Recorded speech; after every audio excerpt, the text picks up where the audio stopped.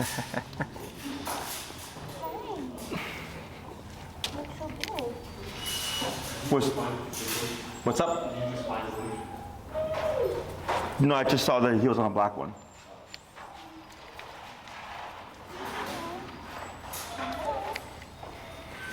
So here, I'm gonna walk you through everything, okay? Alrighty, so here, they had it set at 25, so I'm assuming 25 was his number. Okay. But I'm at 15 here, and you're gonna just ignore this. 17, 23. Yeah, so 25 looks to be about right. Tap, tap, tap, tap. There. See how it goes back down to a sit here? Is I don't want you to think obedience here. So this tool works both as a tap, tap. When I say tap, I'm pressing the button, by the way. I'm at 29. This tool serves two purposes. One, it can stop behaviors. Two, it can teach behaviors, okay? So teaching behavior would be like the obedience stuff, the sit, the stay, the come, you know, the heel. The don't do that stuff would be like the jumping right here, right? So of course he's excited to see you. He hasn't seen you in a couple of weeks and he's jumping, right? So here, the reason why we don't say anything is I want to make it super apparent that the e-collar is what's getting him to stop the behavior, okay?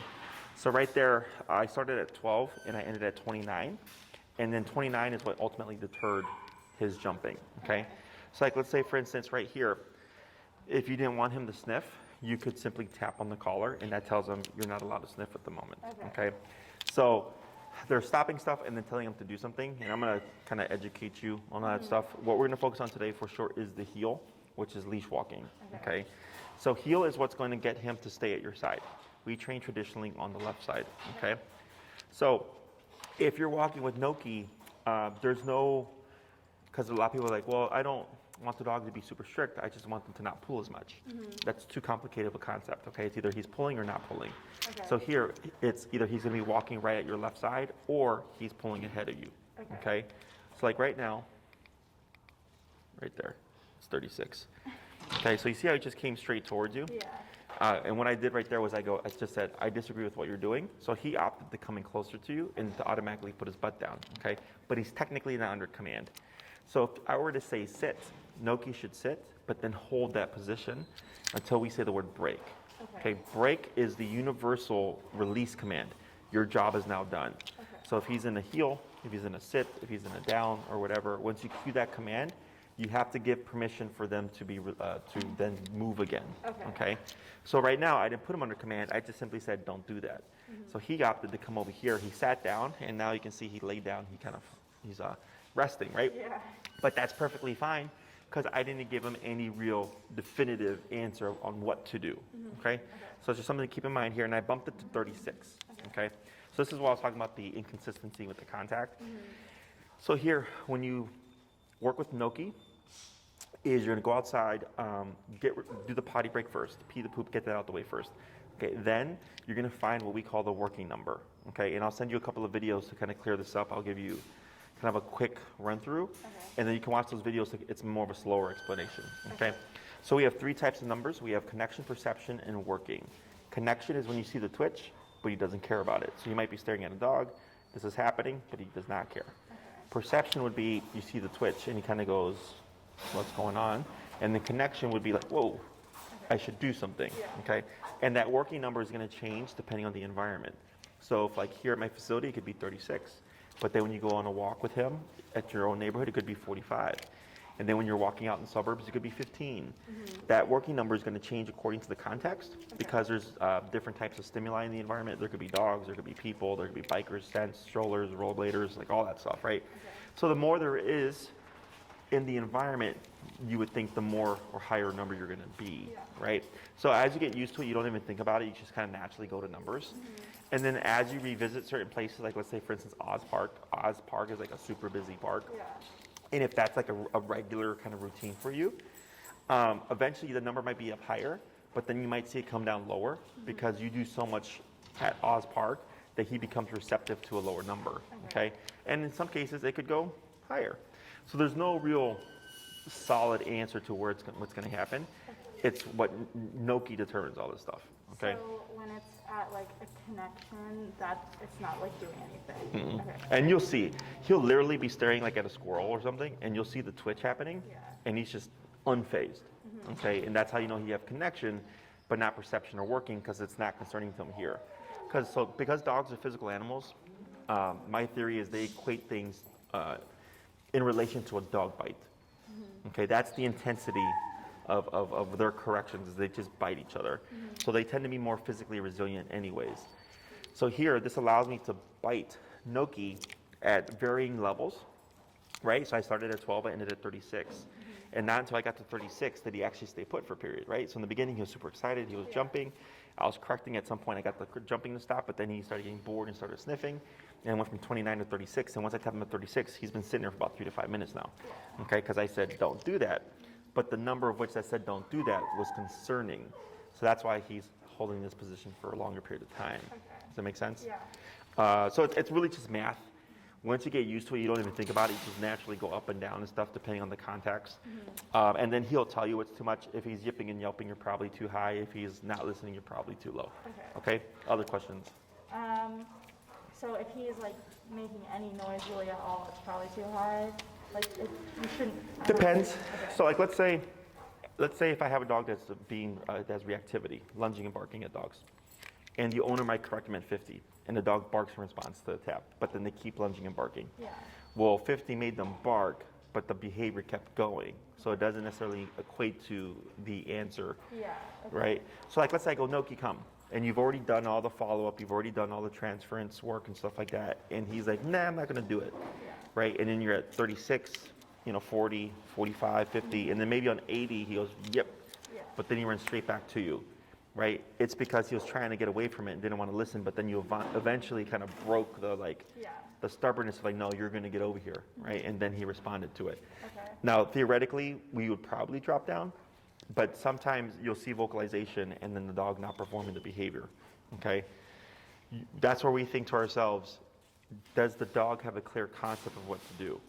Okay, this is why the transference stuff is so important, because he's not a vehicle. Yeah. It's not like, hey, paint my car blue and you get a blue car back, right? You've paid for a trained dog and you have a trained dog, but now he has to transfer that training to you because, he's, I'm sure, used to cuddling with you, getting treats from you, lots of kisses and hugs and stuff like that.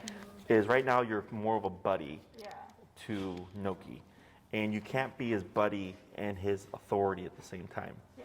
So think of it more as a parent-child relationship, right? We do things with our parents that are kind of like in that friendship realm, but at the end of the day, they're still our parent, Yeah. right? So they can still provide consequence, or they can still put rules on us, right, until we move out and we're adults. Same thing for this guy, okay? So you want to be more of an authority figure, and not that you can't be affectionate to him, you just want to be mindful of when you're being affectionate. So if it's like, man, Gnocchi, that was a really good recall. Yeah. Good boy, praise, praise, praise, praise, right? I'm giving that affection there, as opposed to affection just because he looks like a little potato. Okay, other questions? I just had one, I forgot. Oh, so like when you're using the that thing and he does something that you like, do you like ever say anything? Like how often do you say you like? praise. Okay. Yeah. I don't know if you would do it every time or like what. So it depends. So like, let's say we're doing a heel. Heel, we typically want passive energy, because in order for a dog to concentrate, you have to be calm, right? And then that's where he allows him to walk with you. So having what people view as happy is really excitement, and having an excited, focused dog is very difficult to harness. Okay, that's for more like trainers like myself. That's what we do because we have the skill set to do so. For the average dog owner, you want a passive dog. Okay, for going to a restaurant and him just hanging out with you, you want a passive dog, because him being there like, hey, what are we gonna do next? For like an hour is difficult. So most of the time you want calmness. So if you did provide praise or even like a reward of a treat, it would just be passively. Good. And then pet. Now the reason for the recall, you can give a lot of energy there, because on the recall, he just needs to stay with you. There's no strict, like, he has, like with the heel, he has to be here. He has to sit when you stop. With the recall, it's just like, get your ass over here. And then I can praise a lot for that, but then we most likely let him go free again. So that's where in that kind of scenario, you can give bigger praise. Or like, let's say you were doing like rollover and he got him to roll over with the treat and you're like, good boy, and a lot of excitement because it's just tricks, it's just fun. Obedience is meant to be functional. Okay, when I say heel, it means walk on my hip. When I say get over here, it means get over here. I don't care if you're playing with your friends, I don't care if you're chasing the squirrel or doing your corgi thing, like get over here. So obedience is meant to be functional. Sit, stay, down, come, place, and heel. Did you watch his video? I don't think I got. Oh, his video's up. Oh, Okay, so just go to YouTube, and because we had a bunch of boarding trains and stuff, look up Gnocchi, and you're gonna see, you should see 2 different videos. Okay, you should see from his first week and then his second week. Okay, the first week is when he's being taught everything. That was the longest, like an hour to hour and a half, maybe even longer. The second video is much shorter because Gnocchi already knows everything now, and this is where Gnocchi is at with all his training. Okay, so I'm gonna go over the heel with you today, and we'll see what we can squeeze it within the time frame. But the heel is always the first thing that we teach because that's what starts to transition this over to you. And you can literally watch the videos that we made for you. And it's kind of like this lesson, it's education for you. And you can start applying things, okay? What my suggestion is after today, you practice stuff. Take your time, okay? Recall is still gonna need work, which requires you to go somewhere, right? You gotta go to the park, let Gnocchi be a free dog. You would use a long leash like we have here, just as precaution until we transfer everything over to you. And then in a month, in 2 months, you can say, hey, Jesse, we've practiced a lot. I'm ready for class 2 now because these are the problems I'm still having. I show up for class 2. I hope you fix any issues there. You continue practicing, and then you have another follow-up after that, and you can book it a month later, a week later, 5 months later. You're taking time to practice what he's learned so that you become educated as well. And then I'm coming in to help kind of get you as close to your goal as possible. Okay? Because everybody's life with their dog is different. Some people want complete control. Some people just want to be able to walk their dog, go to the dog park, and go to restaurants, right? But with the board and trains, we cover all the commands because this is a training facility. We can do all that. Whereas for the average dog owner, it tends to take them longer to teach things. Okay? Other question? I don't think so. Alrighty. So I'm going to give this to you. We'll dip them down to 32. And you're going to get that there, okay? And I'm going to explain everything to you. Alrighty. So for the heel, heel means walk with me, stay with me, sit when I stop, okay? So what you're going to do is go to just step so that Gnocchi's on your left, and you're going to relax your arms, okay? This is the biggest thing that people struggle with. It's just relaxing. We tend to tense up to control our dog physically or to restrain them, okay? So we always want to give him slack. If you want a relaxed dog, you have to give relaxation. If you give tension, you get tension back, okay? So, and you can, dogs are always learning. So like he can come out of here really well trained, and then if you do incorrect things, you can untrain him as well, okay? He's constantly learning. So here, what you're gonna do is you're gonna cue the word of heel first, and then you're gonna start walking with your left leg first, okay? You're gonna walk, it's gonna feel kind of awkward in the beginning. And then if I say turn, what you're gonna do is you're gonna 180 turn to the right like this and go the opposite way. Okay? So you'd be walking with Gnocchi, I would say turn, and you would just do this. Okay? Now if I say tap, it means press the button 1 time. So if I say tap, tap, tap, that would be your rhythm. If I said tap, tap, tap, tap, that would then be your rhythm. And you're gonna tap this one right here, the bumpy one. So you're gonna be using the nick function, which is a pre-timed sensation. So even if you hold it down for 10 seconds after you've pressed the button, he's not going to feel anything else. Okay? Questions? Alrighty. When you're ready, heel. Heel. And then left leg, and then forward. And keep relaxed. And you're going to just make a slow turn to your right here. Yep, keep relaxed. Yep, that's fine. Keep turning. There you go. Keep relaxed.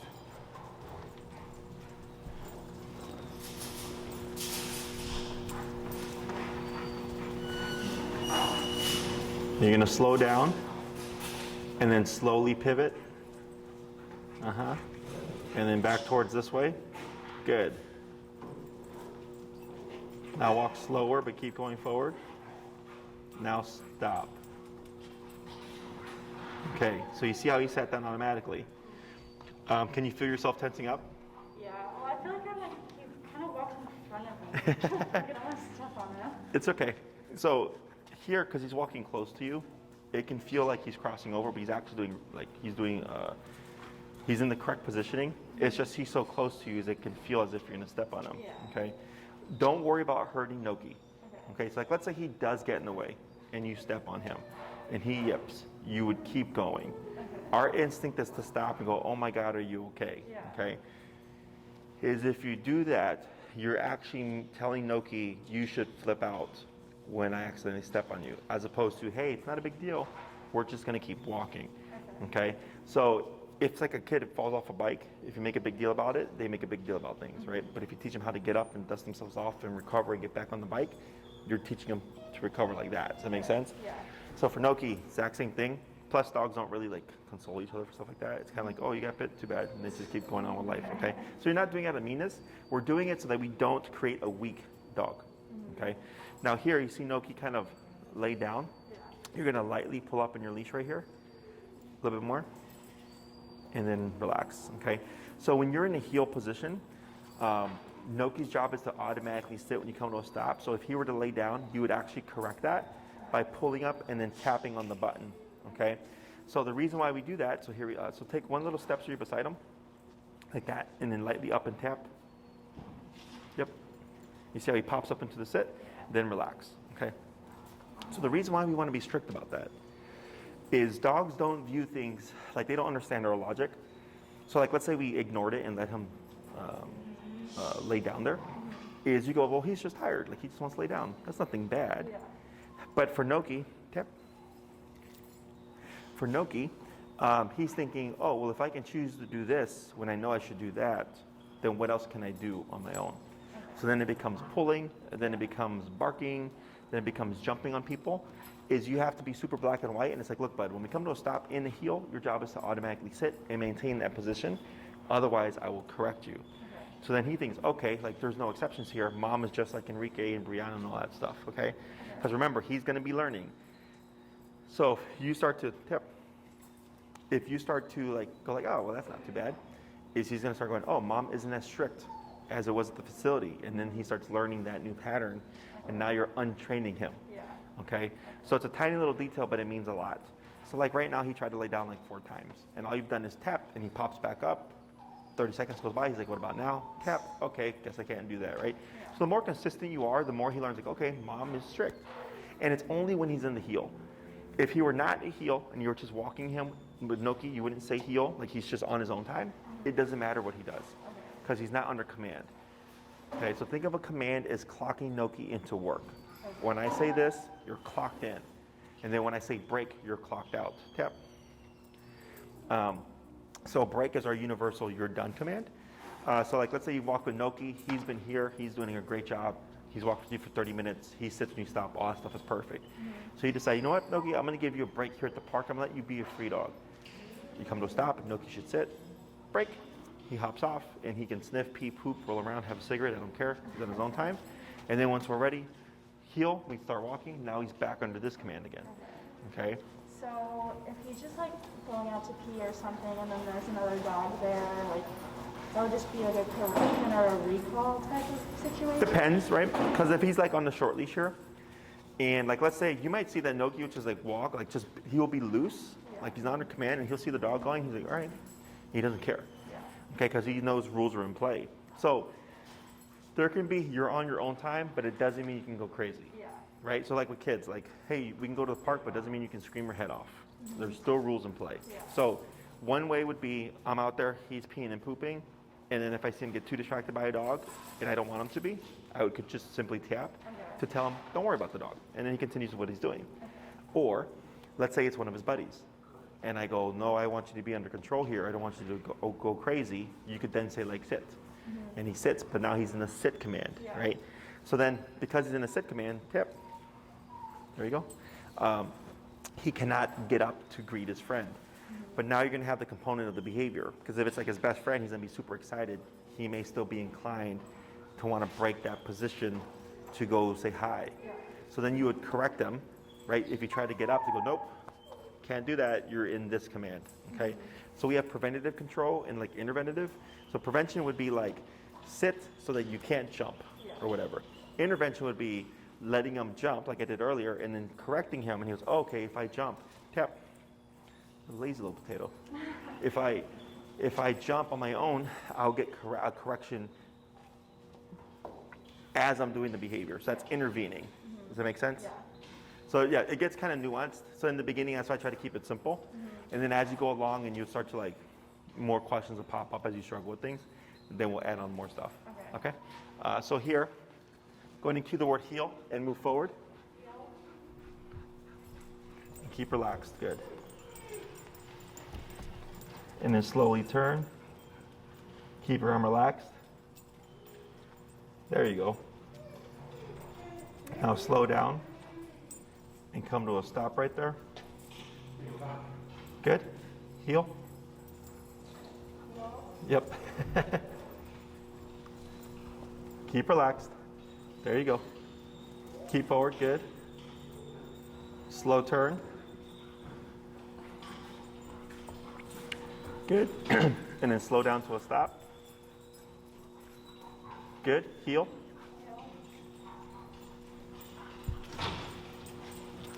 Slow to a stop. Good. Say heel, and you're going to take it like 5 steps. 2. Right there. And come to a stop. Good. And then heel. Keep relaxed. Slow turn. Good. Now here, go ahead and speed up.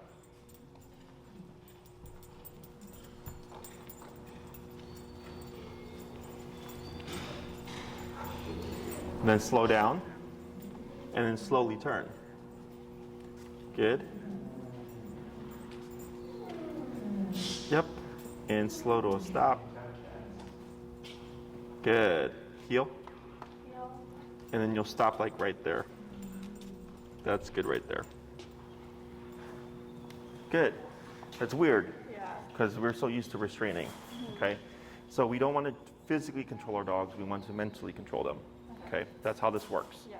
So he's learned that he can turn that pressure off by walking at your side here. So in the video that you would watch, the longer one, you will see like Enrique where Gnocchi's going ahead of him and he's going the opposite way, tapping him to teach Gnocchi that when he feels this collar, it means to come to his side. And that when he comes to a stop, like you would see him tap and help Gnocchi into a sitting position to teach him, like when we come to a stop, you automatically do this to turn off the pressure. Okay? So it helps you kind of make sense of why your dog is walking like this right now. So this is the heel command, okay? So there's no gray area. There's no like, oh, you can walk 3 feet ahead of me or you can walk a foot ahead of me. Somebody pick up the phone? It's you're at my hip. Right shoulder to left leg, okay?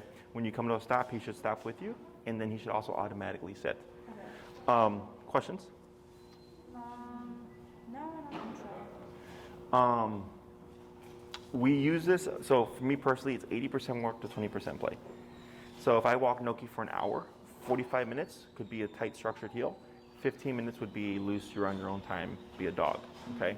Your dog becomes what you allow them to practice. So if all you practice is do what you want, they become a do what you want kind of dog. And that's the problem is people want their dog to like be free and loose and happy and stuff, but then want control the little times that they need it. When really you should be having control more often. And then when the dog's on their free time, if you disagree with something, you have the ability to disagree with something because that's what you practice on a regular basis. Okay? Actually, I have a question. Okay. So when we go on walks, usually I like when people say hi to him. So if he's on like a heel command, should I just not let anyone interact with him, or how does that work? So what you would do, like let's say you see your neighbor, and they're like, oh my God, Gnocchi, you're back, right? You would come to a stop, right? He sits right there. Gnocchi break. Now he's a free dog. Now he can run up to them, all that stuff, and he can technically jump on them too. Then you have to decide, what are your rules with Gnocchi going to be? Okay, I don't care what your rules are. You just want to make sure that you're consistent with your rules. So if I go, Gnocchi can say hi when I say break. He can be excited, he can be happy, but he cannot jump. Okay, tap, tap, there you go. Is when he goes to meet them, you would just have your collar at your obedience number or whatever, and when every time he jumps, you would just simply tap him. If he doesn't respond, you would just increase the number and tap until you see him stop the behavior. So like earlier, had I not said anything and that it was obvious that I was like correcting, you might have not even known that I was correcting him, right? So it should be subtle. It shouldn't be like he jumps and he jumps like, oh, because then you're gonna make him too paranoid of the person. So we're trying to deter the behavior, but we're also not trying to deter him from actually saying hi to people. So that's why we go appropriate to the behavior. People, when they think of these tools, tap, right? And then see how he ran straight to your side? There we go. So that's what we would call working number. It's very quick. He was getting distracted, trying to take advantage of mom, like, okay, she's not paying attention. Tap, oh, here I am. It should look like that, okay? So then when you correct them for the behavioral stuff, in the beginning, expect more mistakes and errors until you can figure out what his numbers are, okay? It's like even here, you see this? Tap, tap, right there. You see how subtle that was? So that's the issue that we're having. Is early when you tap him, you see how he ran straight there? How quick he was? But right now you tapped him twice and it was super subtle. It's because of the codes. Okay, that's the inconsistency that we're talking about.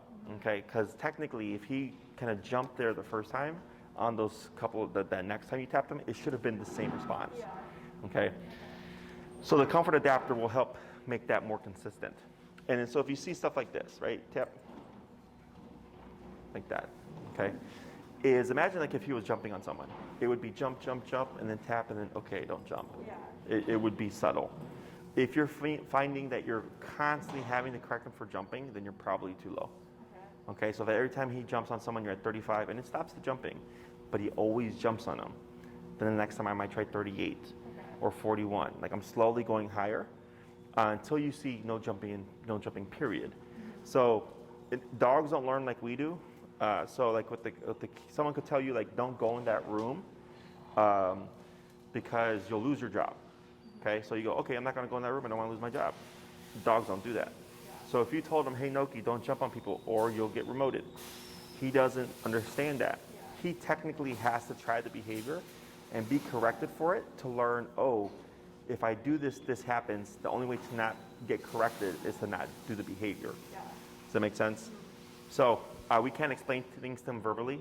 Dogs are physical animals, so like if he tried to mount another dog, they would bite him, and then he goes, okay, well I can't mount you because then you just try to bite me. And that's what deters him. Okay, there's no conversation beforehand saying like, hey, don't try to mount me, otherwise I'll bite you. Okay, other questions? So like for example, like right now, he's technically sitting when he's behind me, so is that like a tough moment since he's supposed to be on my left, or I don't know how strict it would be. Right, so I do family pet, okay, so I don't care about perfection, I care about function. So I don't care that he's behind you, but I do care that he lays down, so tap. Okay, what I would correct for, because if he's walking beside you and all this stuff is perfect, then I could really care less that he's a little bit behind me or maybe turned the wrong way, as long as he's not completely on the wrong side. So as long as he's not over here, this is okay. But then he started to sniff the ground. So the sniffing of the ground I would have corrected because that leads to other things. Because he's thinking, oh, I'm gonna smell this. And then I start to see his hind legs get up. Because he's getting too engaged with the sense that it's breaking him from the task at hand, okay?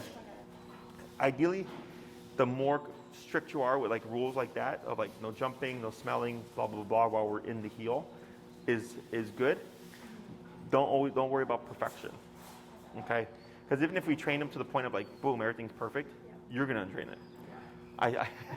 I've seen some, people way back when, like dogs, they'll sell for like 80 grand, right? Because they train them so well. And then the person will untrain the dog. So I'm like, there goes your 80 grand, because you're not dog trainers. So, okay, other questions? I don't think so. So we're gonna try the heel again. So when it comes to the turning, for now, and there's specifics in the video that you'll watch, is if you need to turn into Gnocchi, just make sure you slow down first and then start your turn, okay? And if you can remember, start your turn with your right leg. Okay, so you're gonna walk in front of Gnocchi and then you're gonna cross over to go back the other way. So you're gonna make kind of like a square or U shape. The slowing down is important because that's what tells them that tells them something's changing. So it's like driving. Before we stop, we slow down. Before we turn, we slow down. Same thing for the heel. Tap, tap. Same thing for the heel. Is slowing down helps communicate to Gnocchi that something's changing so he can actually turn with you, okay? So you're gonna say heel, you're gonna start moving with your left leg. What I'm having you do first is you're gonna do a turn to the right, but then when you're coming this way, once you get a little bit like halfway down, you're gonna make a left turn, but you're gonna slow down first, and if you remember, lead it with your right leg, okay? It's gonna be a little bit of thinking, so. Okay, when you're ready, heel. So you're gonna start first with a turn to your right. Yep. Good. And you're gonna slow down and then get ready to make a U-turn to your left. Yep, like that. There you go. Good. And then keep forward. And take up a little bit more slack here. Pick up, yeah. And then turn to your left again. There you go. Yep. Good. Go and speed up a little bit.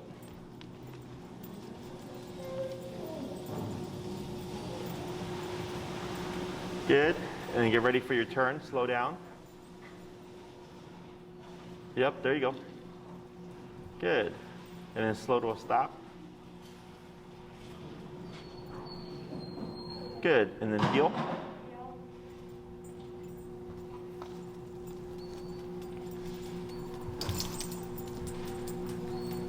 Good. Get ready for a turn.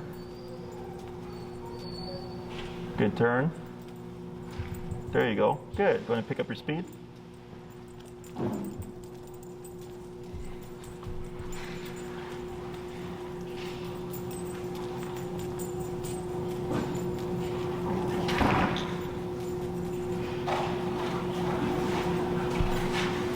Good. And slow to a stop.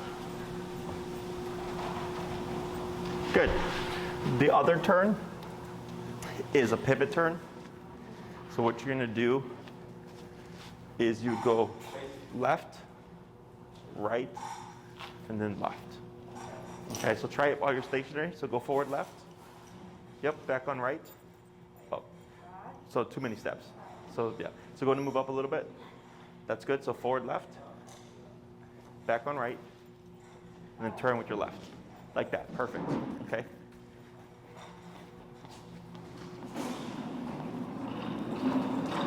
So heel.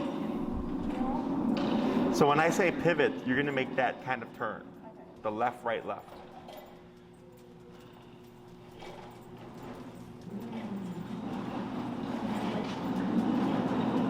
So left, right, left, keep forward. There you go.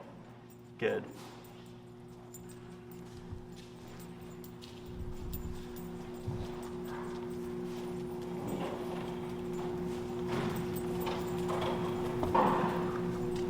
Get ready for your pivot.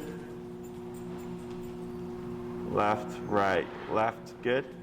Now here, try the left turn. Okay, turning over Gnocchi.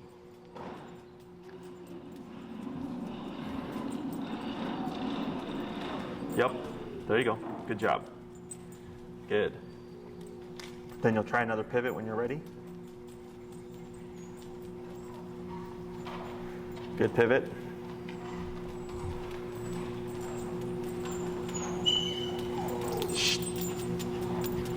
And you'll try a left turn when you're ready.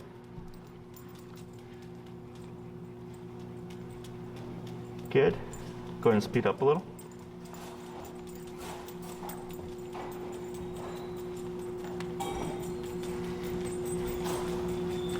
And get ready for a pivot. Good. And then walk slow, but keep forward. And slower. And stop. Good. Okay. So it's kind of weird in the beginning because you have to think about what you're doing. But it's because it's like driving. You know, if you're driving and you're going to switch lanes, you have to tell people, you know, put your blinker on or slow, pump the brakes, whatever, to communicate. So it's the same thing for Gnocchi here because you know what you're doing, he doesn't. So your line of communication is when you say heel, you're telling Gnocchi, time to pay attention, buddy. Walk beside me.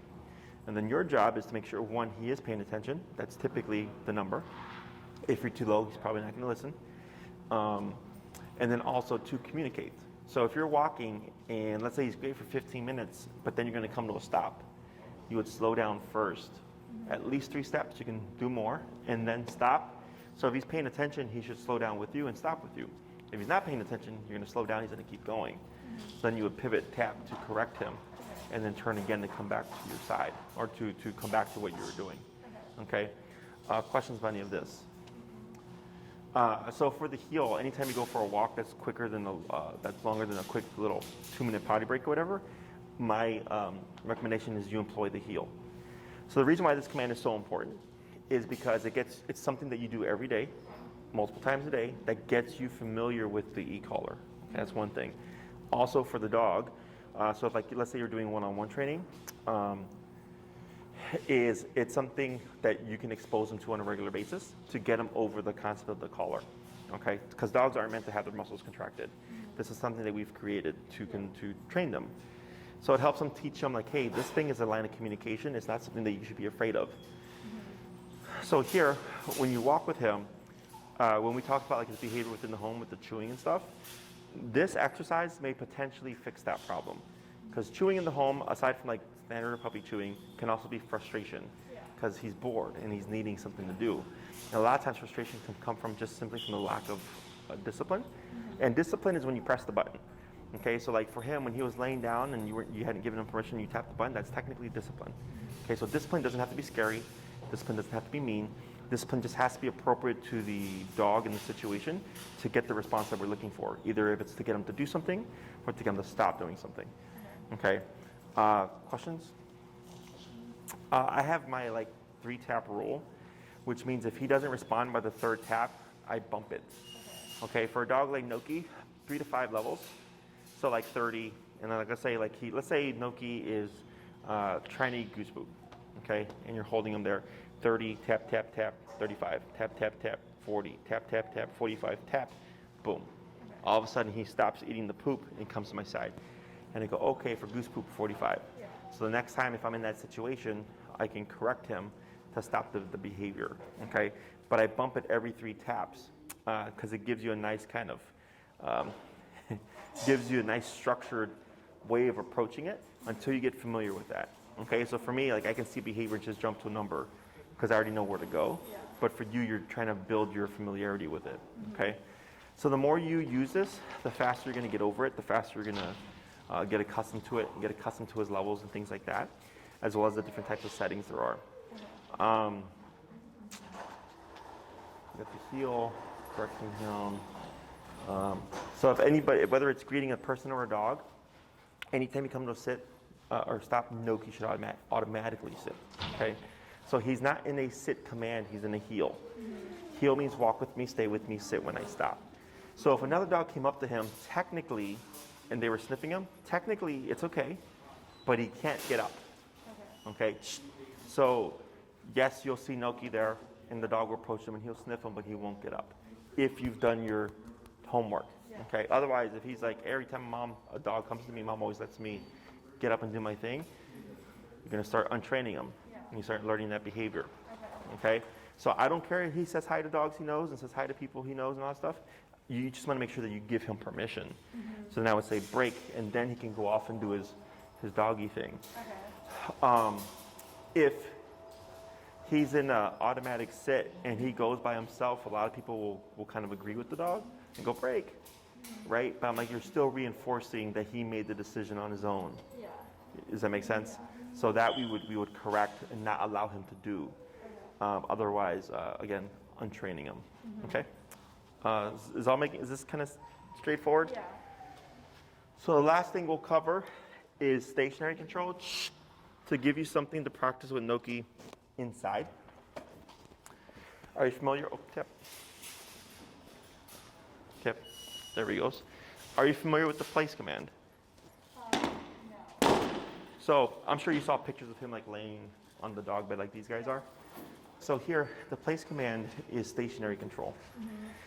So let's say you want to go to a restaurant and you want to bring Gnocchi with you, you can utilize this command. Okay, you don't have to use a dog bed like we have here. You can use a towel, you can use a blanket, you can use an area like a mat or something.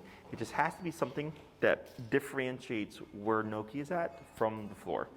Okay, so when you tell him place, it means go here, and I don't care if you sit, stand, or lay down. You just cannot move off of the area. So if you go to like a restaurant, someone's like, "Oh, can I say hi to Gnocchi?" And you're like, "Sure." and they come up and they pet him, he can stand up, he can sit up, he can, you know, lay down or whatever, because he just has to stay within the perimeter. As long as he doesn't jump off of the bed itself, he's actually completely fine to do that. Does that make sense? So what we're gonna do here is you're gonna go ahead and you're gonna turn just so you're facing this way. There you go, good. And then tap. Now here, bring him, pull lightly to your side, tap, tap. Right there. So he got confused because obviously he's done this, so he's thinking, oh, tap means you're gonna send me here. So he was assuming. So because he was still in heel position, we hadn't said anything yet, that was incorrect. So he made an assumption, we just correct him, and what you did was you put counter pressure, telling him, hey buddy, you're not going that way, I actually need you back over here, okay? So now what you're gonna do is you're gonna say the word of place. It's okay, you can bring him forward. Yeah, and then tap and then pull to the dog bed here. There you go. So he responded to my cue, okay, that's okay. So here, place means go here, don't move, okay? So like, let's say you're at home and like Gnocchi is like laying on the his dog bed, but he chose to go there. That's not a command, okay? He chose to go there, so he can technically choose to get off. So here you would have to say the word of place in order to trigger, hey buddy, when I say this, you go here. And at that point, it's expected that you don't step off of the area, okay? So the release word for this command, of course, would be break. So what you're gonna do is you're gonna say break, and then you're gonna move backwards, okay? And then backwards. Good. You can stop. He's probably gonna, so like see how he automatically sits? So right now, Gnocchi is under no command. So he's technically free to do whatever he wants. But because he's been so conditioned, his assumption is I'm just gonna come to a stop and to automatically sit with you. But just understand he's not under command right now, okay? Because you said break. So technically, if you send Gnocchi to place and he's there, and then you say, okay, Gnocchi, break, and he chooses to stay there, that's technically okay. Okay? Because you said, hey, you're done. And he's like, all right, well, if I'm done, then I'm going to choose to stay here. Okay? So break doesn't mean he has to get off of the area. Unless you're doing repetitive commands where we're sending him to place and then releasing him because we're trying to teach him to go there and come off with command, that's different. But for the average dog owner in terms of application, let's say you send Gnocchi to place while you eat dinner, and then you said, okay, Gnocchi, break, you're done. And he's like, no, I'm going to chill here. That's technically fine. Okay, so you're going to say, what we're going to do now is you're going to say the word place.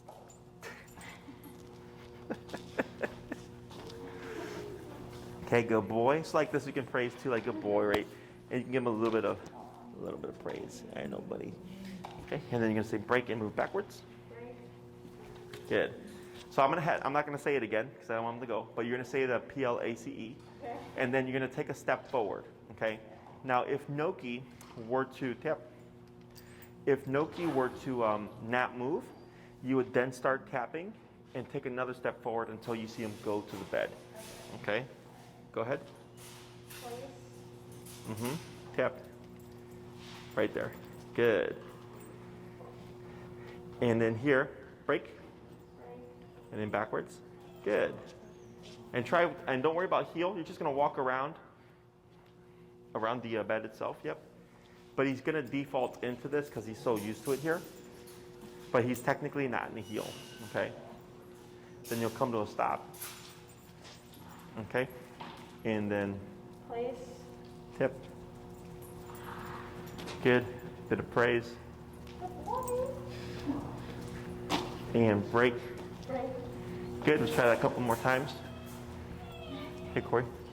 Did they find the leash for Gnocchi? Well, I'm gonna ask you who's the green one. So we're just waiting for you. Was Gnocchi's leash a green leash? Yes.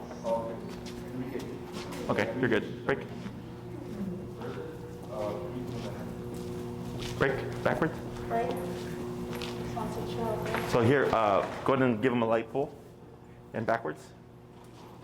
Hey, so here, because we're repeating the command, for the sake of practice, you would use pressure to remove them.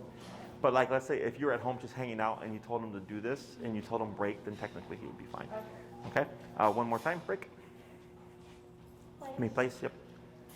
Tip. Good. So now, we're gonna keep Gnocchi here, and then you're gonna just start to walk around him. Keep the leash in your hand. So in the beginning, while we're transferring stuff to you, we always want to assume that the dog is gonna make mistakes, okay? So what he does here is okay, because he's within the perimeter. So technically, now tap, tap, tap, there you go. So that was a correction, because you didn't say break, you didn't give him permission, but he started thinking like, oh, maybe I should follow mom. Go to hop off, you started tapping.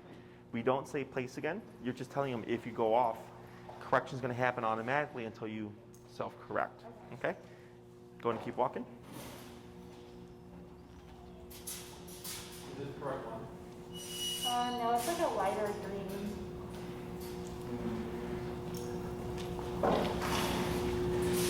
Good, now go ahead and come in and praise him. And then walk around again. Now tap, tap, tap, tap, and then light pull towards the bed, tap. There you go. Good.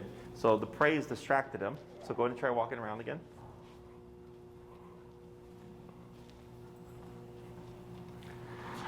Then you'll come in and praise again.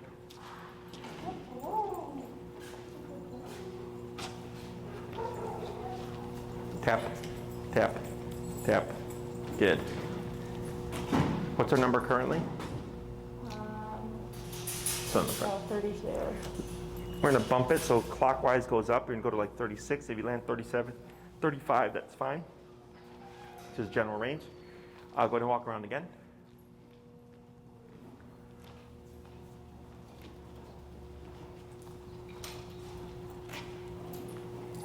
And come in and praise.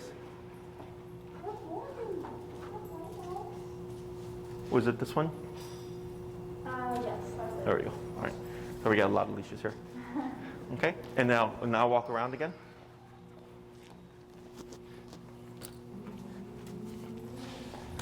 Good. And then we'll come to a pause right there.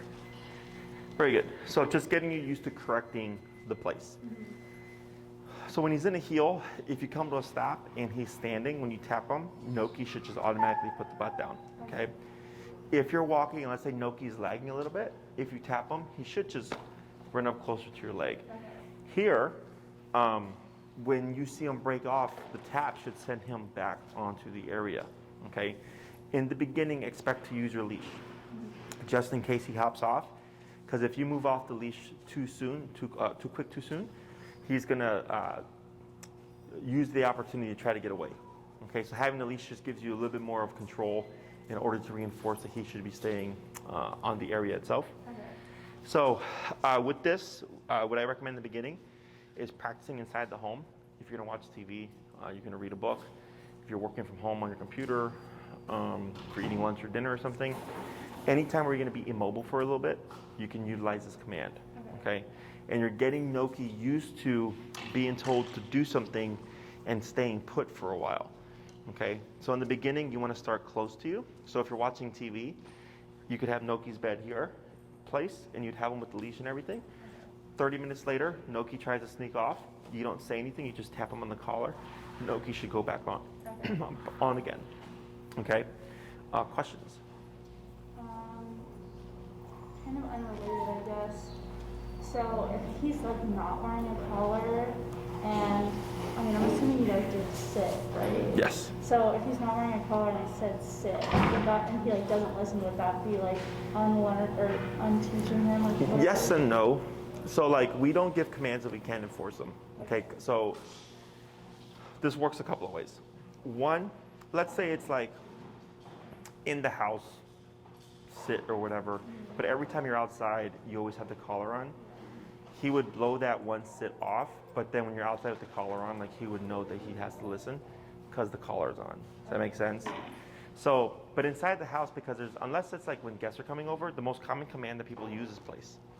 When guests come over, so the dog's not jumping on them, or if they're not like charging them when they come in, people will opt for this command.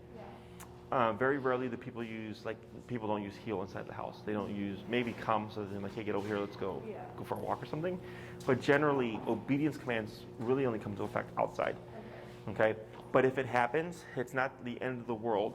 What we wouldn't want to do is say heel, not have any equipment to get him to walk at our side, because maybe you went for just a potty break, but then you decided, hey, it's beautiful out, let's go for a walk.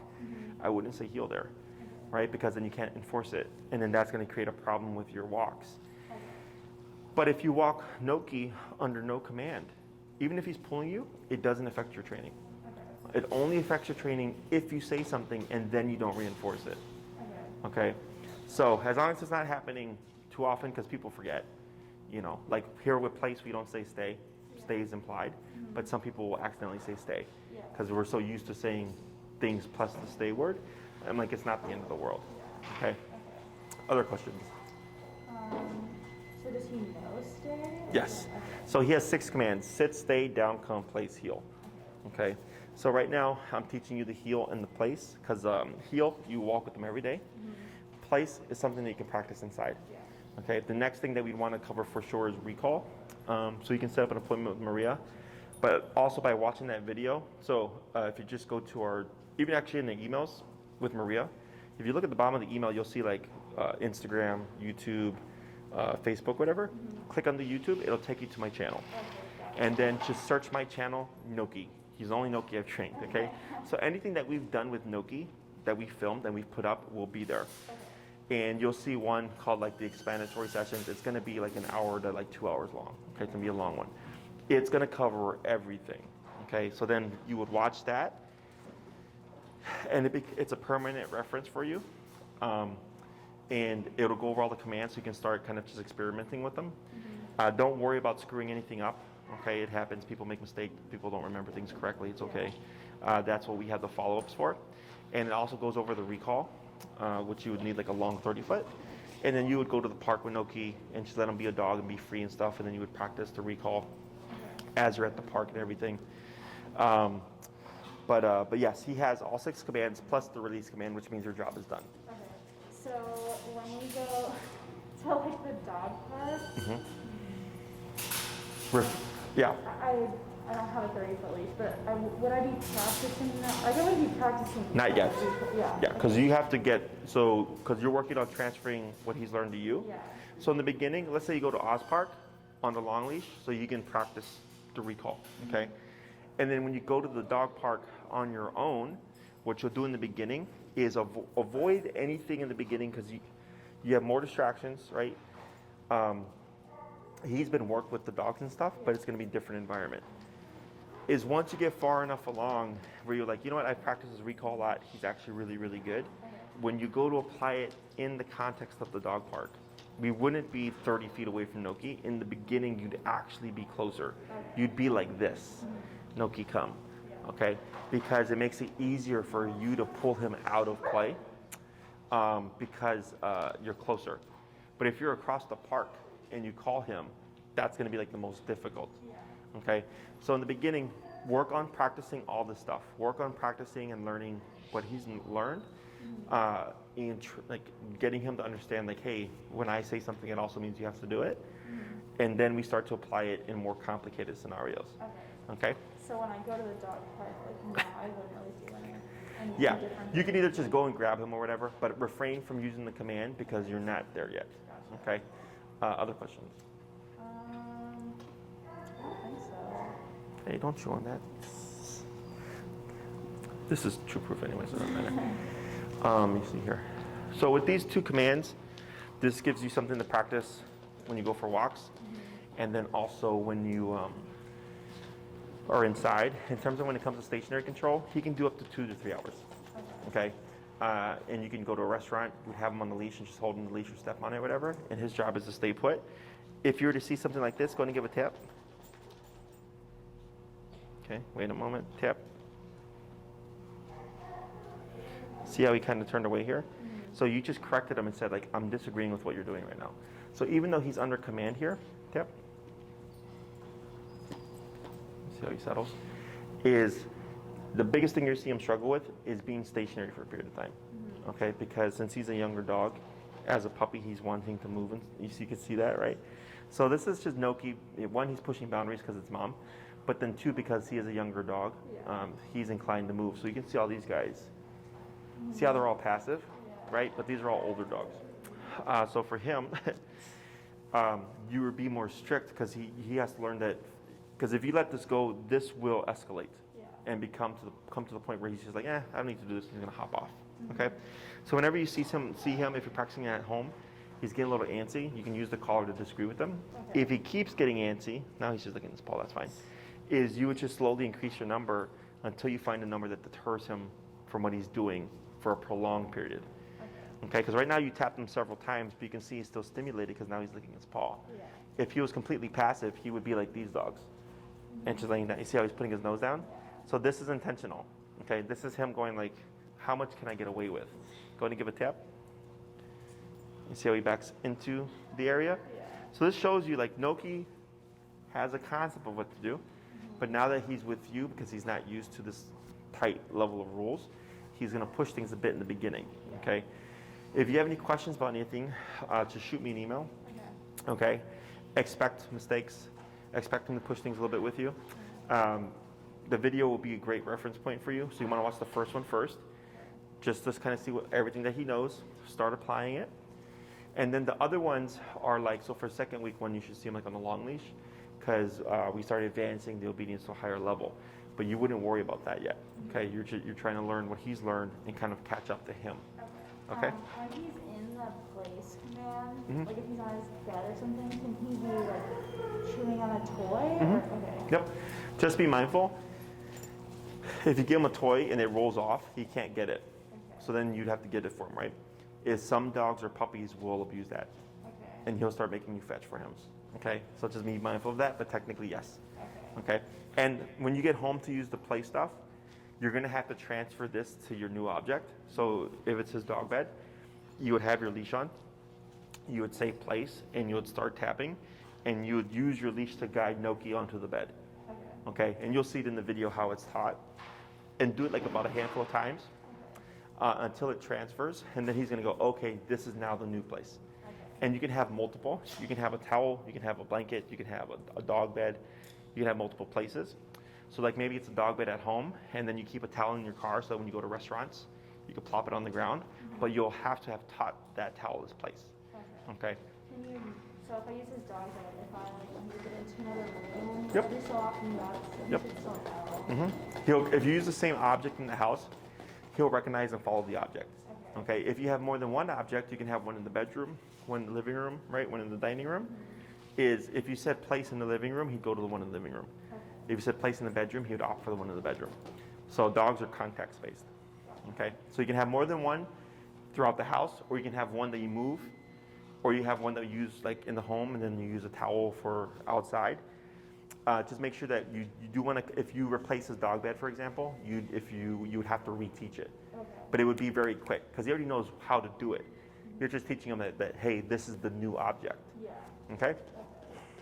Other questions? So I do have a crate that he sleeps in at night. So I wouldn't use place in that scenario, right? Technically that'd be like a crate command, but technically it's a form of place. It's just gated.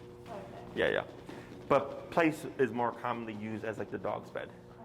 Okay. I mean, he's fine in the crate. I was just wondering. Yeah, no, I don't think we a little bit of barking, but that's, I mean, we have dogs playing and stuff, so. Okay. Other questions? Tip. Well, if he barks, would that be something that I could use this for? Like, I guess, I mean, he's not going to wear it inside, I guess, so it doesn't really.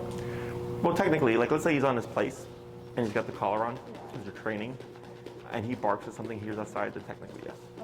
Yeah. I'll send you some videos on how to correct barking in the home. What I have clients do is just use what's called a bonker.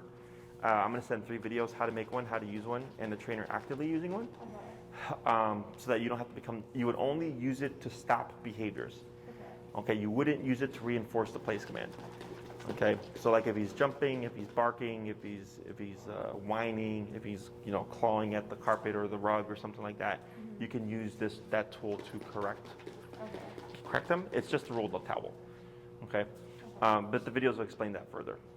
Okay. So this one's kind of random, I guess. So like if I'm driving back right now with him in the car, could I use like the sit command? Like I don't know. I mean, I feel like it's pretty easy, so I don't need to watch the video right this second for that. Like, could I use that command in the car? Technically, yes, but the problem would be if he decides to lay down, you're going to be driving and correcting him is going to be difficult. So what I would do is, do you have like a bed in the car? No? Do you have a towel? I don't think so. Okay. What I would do is just tether him.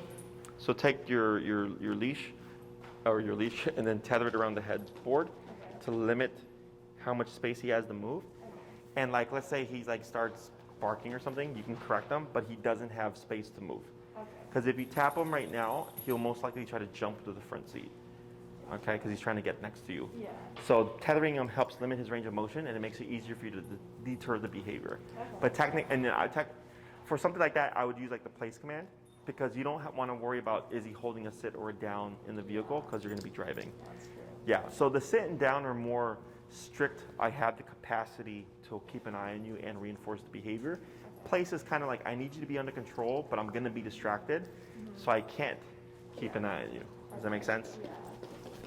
But all this here is him being a brat, just so you know. Other questions? I don't think so. And I'll send you the link for the adapter. So I need to, hey Enrique, would you text me to email her the bonker videos? I'll send our YouTube videos too for Gnocchi. Okay. And then the comfort adapter link. So I'll send you all that stuff. Okay. And then if you have any other questions, you can just shoot me an email. Okay? I believe I brought like a toy with him. Do you have? Oh, does Gnocchi have his toy? I think there was like a blanket and a toy, and they also had a harness. But the harness is too small. So on the front? Okay. Okay. Bree will help you out and get us all his stuff. So go ahead and cue him break. Right? And then you can grab his leash there.